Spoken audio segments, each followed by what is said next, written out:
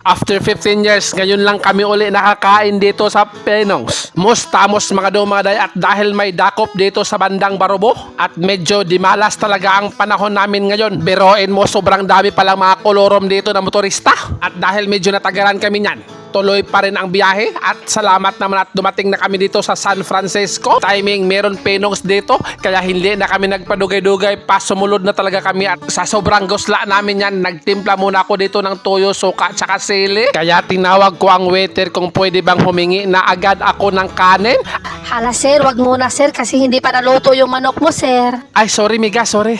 After 15 minutes, nandyan na nga pala yung aking order. Believe ako sa waitress dito kasi hindi siya nangangatik. 15 minutes talaga, dumating na agad. Wah! Grabe, after 15 years mga dumaday, natikman ko na ulit ang Penongs. Pero ang Penongs ngayon mga dumaday, sobrang dami ng mga choices na mga pagkain nila dito. Malilibog ka na talaga kung anong orderin nyo. Pero ito pa rin yung in-order namin, yung chicken talaga.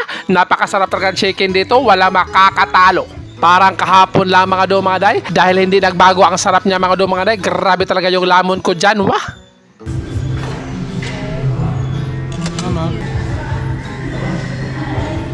At nag-order nga pala ako ng halo-halo pero ang sabi nila wala silang available. Nag-suggest sila nga mixed fruits lang daw. Sige, yan na lang kasi para ma-refresh yung utak namin sa biyahe. Nakakaloka talaga, nakakahilo at sobrang init. Wah! Okay lang sana kung wala mga buwayang nakaharang sa kalsada. Yan ang nakakabilib dito sa Penongs. Sa tingin nila, kapag nakita nilang wala ka ng rice, automatic silang lalapit sa'yo. Hindi kagaya ng iba na tatawag-tawagin mo pa talaga yung mga nagmamarites na mga waiter. Sobrang dami na palang choices ng mga pagkain dyan sa Penongs. Gusto ko sanang tikman yung ibang pagkain. Kaya lang nawala yung pera.